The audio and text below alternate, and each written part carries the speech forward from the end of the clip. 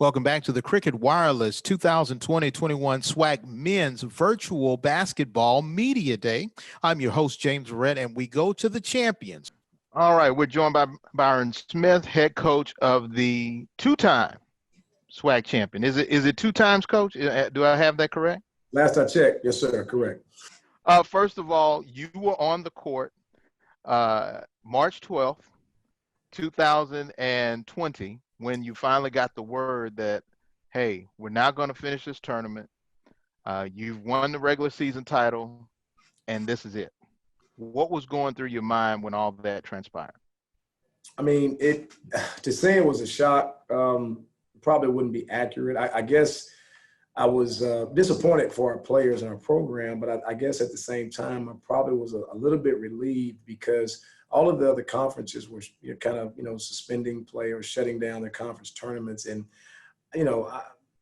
I just didn't want it to, for us to go out and play and it looked like, hey, the Southwest Athletic Conference, they're desperate or whatever. They're playing basketball. They're putting kids' health at risk and for the sake of, dollars or whatever the case may be. So I was shocked a bit, disappointed a bit, but at the same time, I was relieved that that we did, kind of halt play like the other conferences, had made those decisions the day before, the day of March 12th. How did you feel for your seniors, a group that had worked hard? They wanted to make it to the NCAA tournament, make an impact. What did you say to those young men? And, how did you say, okay, it's time to move forward? Well, at the time, it felt really bad for them because, again, they're a great group of kids, worked really hard, received coaching. They were outstanding examples, I felt, on and off the court, for our program. So I was disappointed for the Southwest Athletic Conference tournament, but was holding out hope that wouldn't be the last time they get an opportunity to don the Panther uniform, that maybe that, the NCAA tournament, if we were, selected because we had won the conference championship regular season, hopefully we would have been selected to be the representative for the conference, and maybe they could get an opportunity to play in the NCAA tournament. So just keeping my fingers crossed, hoping for that would happen, but definitely disappointed for them. It's a great group. Again, did everything we asked them to do, really worked hard, and just really felt bad for those young men. They didn't get a chance to play any more basketball. So now we move on to the 2021 season. You've got 8 newcomers, if I'm correct? Yes, sir, that's correct. How do you say, let's go for another title and three-peat when you got 8 guys that are brand new to your Panther program? I mean, obviously it's difficult, but we're definitely up for the challenge. I mean, I'm the type of person that I'm motivated by challenges, and I think that really shows the type of coach that you can be. That you can take different groups and different scenarios and still have a chance to be successful. It's almost like the Nick Saban in the Alabama way. I think people want to try to adopt that next man up. You know what I mean? That they lose guys to the NFL every year, countless guys to the NFL. And although a lot of their players that go on to replace those young men that go to the NFL are already in the program, you just hope that your culture is strong enough and it's established enough to where these young men come in. They believe in first in the coaching staff. They buy in second to the culture and to the system. And if they will accept coaching, we feel like, we've got a pretty good thing going here. We don't make any predictions and we don't boast. We just try to go out and play every night as hard as we possibly can play, and we live with the results. But we do think that we've got a pretty good thing going here in terms of culture. And we think that we've got enough talent to where, we should have a chance to be, one of the better teams in the league. Not saying the best, but one of the better teams in the league. And, that's our hope and our prayer for this 2020-21 season. Do you think that it may be to your advantage that you have so many newcomers with the huge delay in starting the season, the fact that you don't have guys basking in the glory of we won back-to-back titles, we're at top of the mountain. You have guys, more hungrier guys, and you have guys who already have rings on their fingers. Yeah, that's a great point.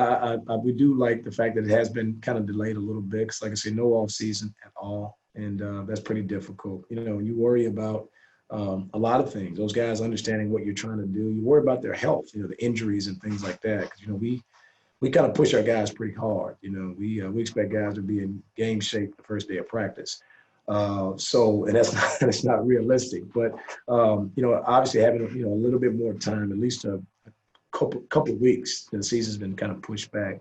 I hope and I think that'll be to our advantage because we do have so many new guys. So it'll be interesting to see. I think everybody probably in college basketball will probably start off a little slower than they probably normally would. But I do think we have an ample time to be able to catch up, get our guys ready, for the home stretch. Obviously, once we get through the non-conference, get into conference play. Coach, thank you so very much for your time and good luck this season. Now we're joined by Fate Williams with Prairie View A&M men's basketball team. Thank you for joining us. First things first. Let's talk about that name, Fate. Yes, sir. How did that all come about? So that was my grandfather's name, and then he passed it on to my dad, and then now I'm the third. You're the third. I'm the third, yes, sir. Let's talk about last year and talk about being a champion. What does that mean to you? Man, it means a lot, man. You know what I'm saying? I've always wanted to win something. So last year was something special to me. You know what I'm saying? Being around a group of guys who's bought in, locked in, you know what I'm saying, really had a goal, and it felt good to accomplish it. When the word came out that you could not continue on to win the tournament title and go to the NCAA, how were the players feeling and how were you feeling? I was really devastated because, you know what I'm saying, especially for my senior guys, my brothers, I wanted to finish out the season the right way, winning, you know what I'm saying, hopefully having a chance to win a conference tournament and then have an appearance for the NCAA tournament. So, yeah, man, that kind of hurt a lot. When you look at the squad that you have now, you got a lot of newcomers. You have to be a leader on this team. What's been the biggest thing that you've had to get across to the new players to understand Prairie View A&M basketball? It's just that we have a different style of basketball here, you know what I'm saying? So I'm trying to get everybody to buy in and lock in because we all buy in. The quicker we buy in, the quicker we can start looking to par. So that's what I'm trying to get through their heads. How receptive have they been to the words that you've given them, and are they starting to buy in? Yeah, I mean, we got a good group of guys. It seems like they're all really trying their best to learn and retain information. Why is it so difficult for teams to win at the Baby Dome? Man, because it's like we're in the Baby Dome, we just all in sync, you know what I'm saying, flying around on both ends. It just all looks good. I hear you. When you got up to campus with the new protocols, how different is it at Prairie View A&M? Man, it's a lot different. Everything's different right now, you know what I'm saying? I think they're just trying to get used to this. So, yeah, everything's different right now. What's been the toughest thing to get used to with the new restrictions? Gym access, you know what I'm saying? They're not, you know what I'm saying? They're trying to keep us on a schedule. We can't just get in the gym we want to, stuff like that. That's probably the hardest thing. When you look at people are talking a lot about social justice. How important is it for you and your teammates to go out and vote? Man, it's very important because that's real life stuff on an everyday basis. And that's always been a big thing for me, not just, you know what I'm saying, not just now when it's coming up, really. So, yeah. Are you eagerly anticipating that championship ring? Yes, sir. Yes, sir. Very eager. Very eager. Yes, sir. Very eager. So are you going to wear it or are you going to put it in a special place? I'm going to wear mine. I'm gonna